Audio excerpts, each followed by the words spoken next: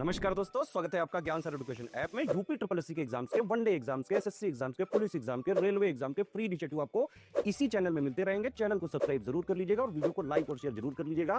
और हमारे ऐप ज्ञान सर एजुकेशन ऐप को गूगल प्ले स्टोर से आप इंस्टॉल जरूर कर लीजिएगा। इसमें सारे वनडे के एग्जाम्स के कोर्सेज आपको मिलेंगे बहुत ही कम दामों में। तो दोस्तों यूपी ट्रिपल एससी पीईटी के लिए इस बार आपको कितना स्कोर करना चाहिए कि आप 99 परसेंटाइल तक ला पाएँ और आप मोस्टली हर वैकेंसी में बैठ पाएँ। हर वैकेंसी का मतलब जितनी भी वैकेंसी आएंगी 700 800 1000 पोस्ट वाली, उसमें आपको बैठने को मिले। इसलिए 50 60 65 कितना स्कोर आपको लाना चाहिए और कितना लाया जा सकता है आसानी से, किन किन टॉपिक को ही पढ़ के कम समय में। देखिए, सबसे पहली चीज़, इस बार आवेदन 25,32,000 हुए और आप देखेंगे 2023 में जो आवेदन हुए थे ना, वो 37.5 लाख हुए थे ना। इस बार 12-13 लाख आवेदन कम हुए, 25 लाख ही आवेदन हुए। और पिछली बार 37.5 लाख में 25 लाख लोगों ही ने परीक्षा दी थी भाई पेपर, 12 लाख लोगों ने परीक्षा छोड़ी थी। इस बार भी मान लीजिए 10 लाख बच्चा भी छोड़ेगा ना, 15 लाख बच्चा पेपर आराम से देगा। एक तो कारण है 6 से 7 सितंबर को पेपर है और इधर 13 सितंबर को बीपीएससी का भी है, तो कई लोग वहीं पे ही लगे रहेंगे। और 12 अक्टूबर को पीसीएस का है, कई लोग वहाँ लगेंगे। तो हो सकता है इसमें संख्या और कम घट बढ़ सकती है ना, 10 से 12-15 लाख बच्चा बैठेगा।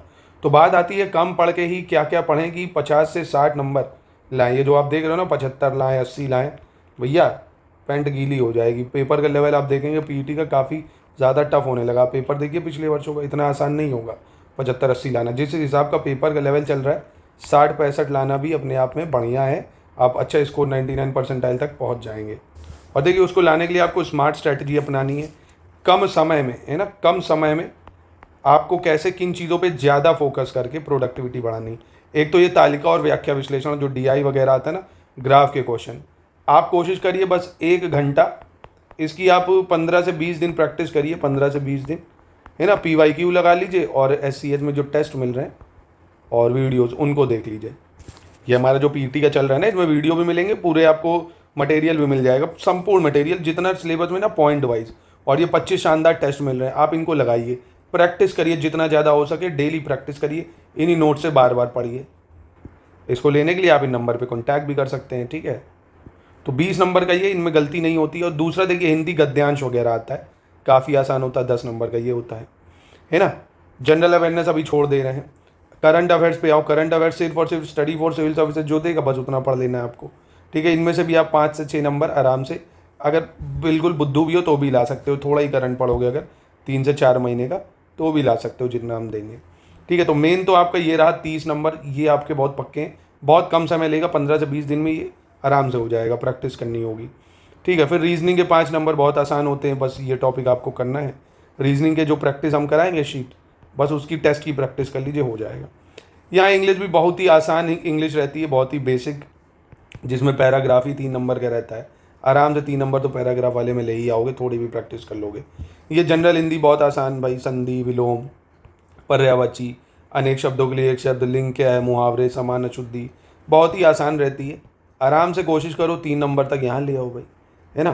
फिर ये एलिमेंट्री मैथ्स बहुत ही आसान है, सिर्फ मात्र ये 5-6 टॉपिक हैं, औसत और इन सबको 3 से 4 नंबर आप यहाँ से ला सकते हो।